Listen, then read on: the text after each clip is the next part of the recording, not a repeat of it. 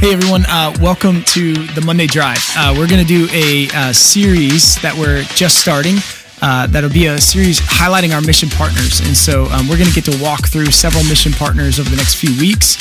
And today I have with me Josh Freeman, who heads up all things at 6 Degree Initiative, Togo and Benin in West Africa. So we're going to get to chat with him and hear a little bit more about what they do. So Josh, welcome. Man, glad to be here. Awesome. Excited. Now, we got to know, how many flights did you have to get on to get over here? It's not as bad as you think, right? So Lomé straight to Paris, and then Paris to Atlanta, and then Atlanta to Orlando in this case. So it's not too bad. Long flights, but if you can sleep. I'm not really good at that. I'm not good at sleeping on planes, but it is what it is. I love it. So orient us. Where in Africa is Togo? Yeah. And time change. Give us a little time change where we're at. Yeah. So time change is not too bad. 4 hours ahead of the Eastern time. Wow. And so it's not a big difference. It does affect you a little bit, but so Togo is in the western region of Africa. So it's not super glamorous to say, but it's like the armpit, right? Yep. And so it's in between. It's Ghana, which people usually know, and so we're right next to Ghana. And then there's Benin, two little countries, Togo and Benin, and then Nigeria. So we're smashed in between Ghana and Nigeria. I love it. So give us a picture, kind of, what do you guys do? What are you guys going after? What's your vision? What's the heart? What kind of caught you? Yeah. So we, as a team, we're the 6 Degree Initiative, and really we're called that because we're located 6 degrees off of the equator. So it's totally geographical in that sense. So 6 degrees off the equator in the southern part of Togo. This place is known for voodoo, right? So this is the birthplace of voodoo. This is home to the slave trade. Over 15% of the slaves that made it to the Western Hemisphere came off of these beaches in Togo and Benin. And so Aneo, Togo, and Ouida, Benin are known as sister cities. And so this is together the influence of voodoo and kind of where it was birthed and came from is right there. So we're going right into the heart of it. And so what we're asking God for is 190,000 disciples from 10 unreached people groups in Togo and Benin. And so our whole idea is we want to see gospel saturation through leadership development, raising up local believers to do the church planting. So I'm not planting churches and pastoring churches. I'm raising up the local leaders to do that. And we're trying to go to the hardest places possible and bring the light of Jesus to them right now. Yeah. That's awesome. I love that. So how does somebody like you, who you're from Florida? Yeah. Okay. So that's our people. Yeah, for sure. How do you from Florida get all the way to Togo? What drew you? How did you get over there?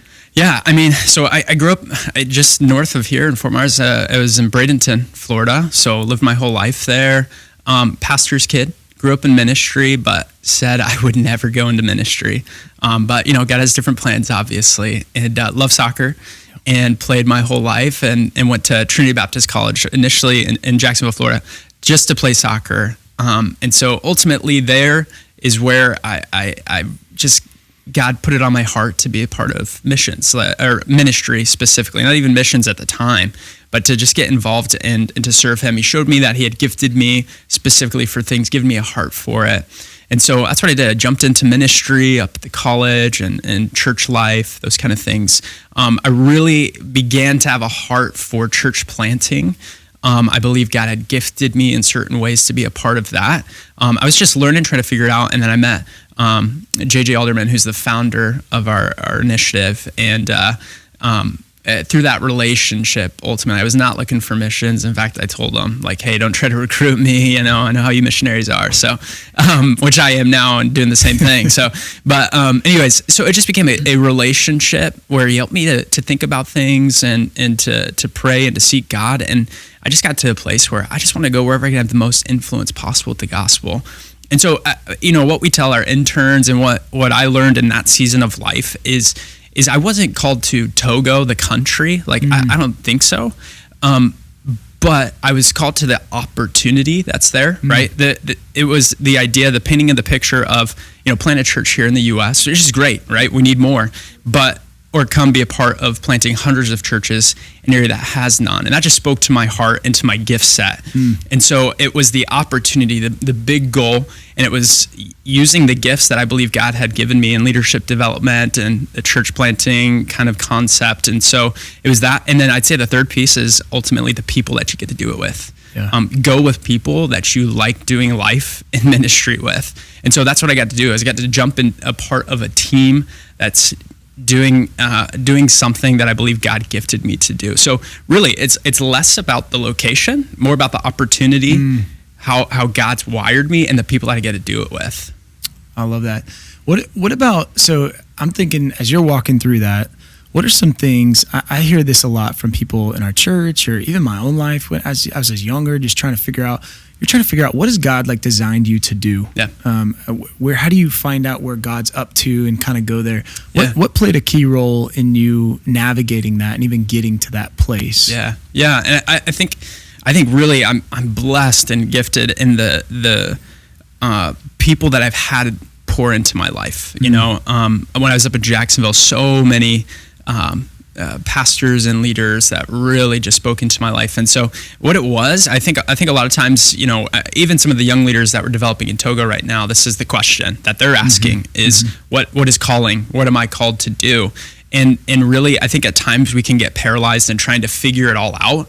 And the reality is it's just obedience, right? So just get out and start getting involved in making disciples and sharing the gospel and being a part of ministry in your context. And so once you do that, you discover what the gifts, what you're good at, what you're not good at.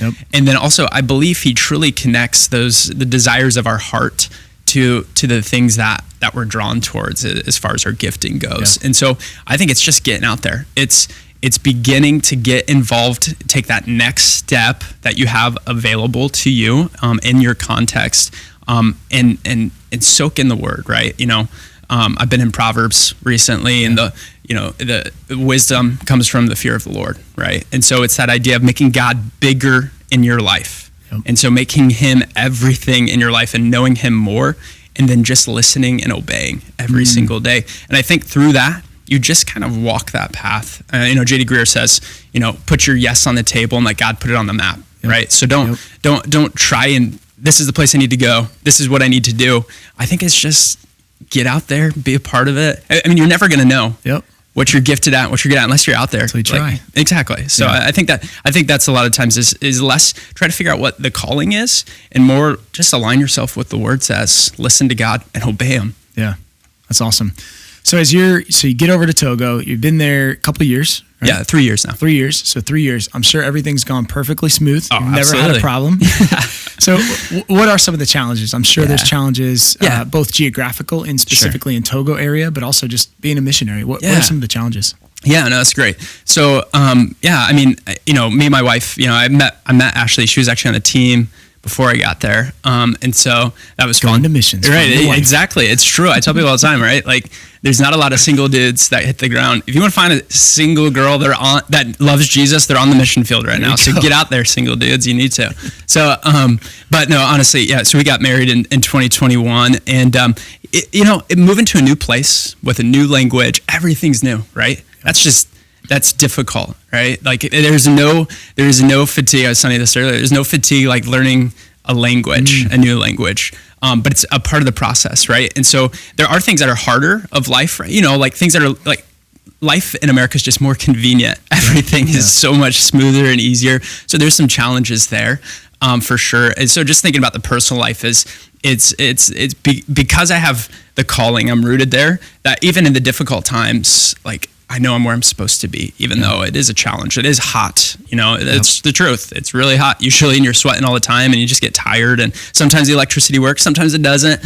And so things it get tiring. Yeah. I'd say the other challenge, ministry wise is we're in the birthplace of Voodoo. It's dark spiritually, and coming from the US, right? I mean, I don't have a box like to put some of the things that we experience and see, right? Like it just doesn't, we don't see it here. It's hard to even give words to it at times, but there's a spiritual heaviness and darkness there that you got to fight against, and we can in the power of Christ and in prayer. And so I'd say those ones are difficult, and specifically when you're looking at, the population of Togo that's grown up in this darkness.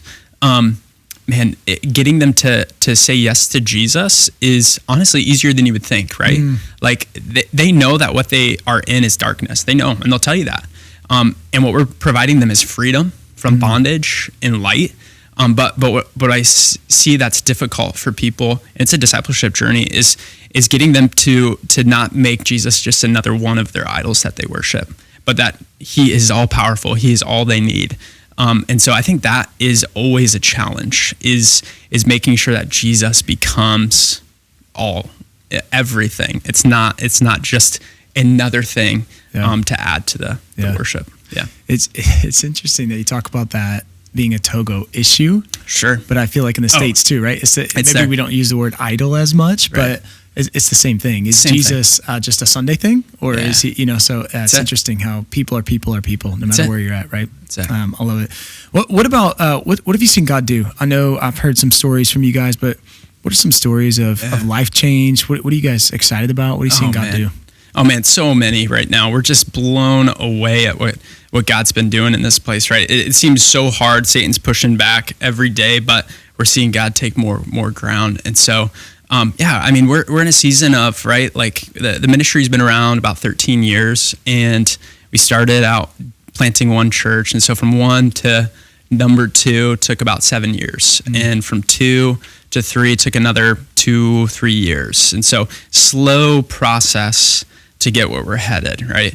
But from 3 churches to 29 churches was about 2.5 years. Wow. And so we're beginning to see multiplication, and we just saw 10 churches planted in the last 2 months, and literally live right now people are going out and planting churches. And so we're beginning to see multiplication generations deep of a church that planted a church that planted another church. And so that's been incredible to see. And one specifically, actually just like a couple weeks ago, or about a year ago, a guy named Antoine, he's 19 years old, young guy. He's asking that question, what is God calling me to? And he's just getting out there and being obedient. And so he just felt one day, he's part of one of our church plants, and he just felt one day that God was telling him to go up the road to a place and start sharing the gospel. And so he rides his bike up there, several miles away, and he starts sharing the gospel, and he goes back weekly, and he ends up leading 17 people to Christ. There is no church in this location, no known believers before Antoine gets there.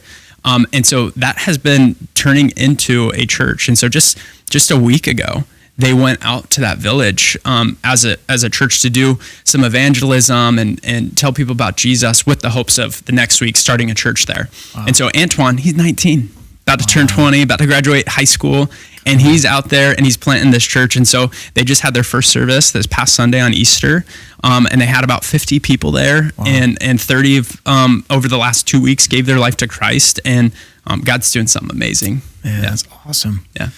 So if people are listening to this right now, they're saying, man, that sounds amazing. Like, I love what you guys are doing. I love what God's doing over there.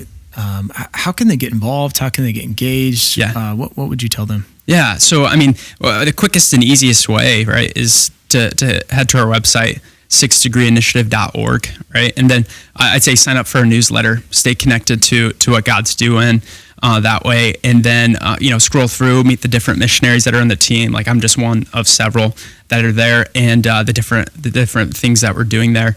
I'd say jump in on some of our prayer, right? Like we have a Tuesday night prayer call every Tuesday night that's led from the U.S. You have a prayer coordinator.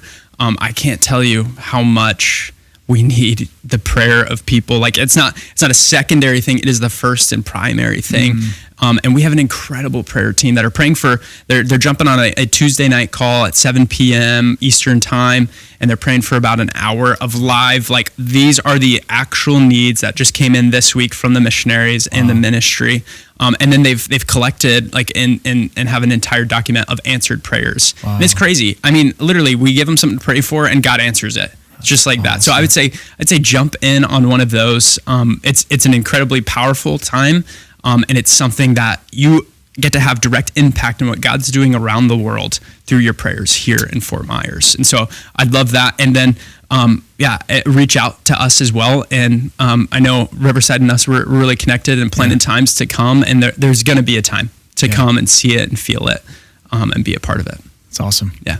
Well, Josh, thank you so much, man. Thanks for being here. Thanks for flying all the way over here. Yeah, so glad. And just sharing with us your heart. And thanks for what you guys are doing. That's awesome. Appreciate it. Thanks, Riverside, for being a part of this. Yeah. We're seeing God do some awesome things. All right, y'all. Take care. We will see you guys next week on our episode with another mission partner. Y'all take care.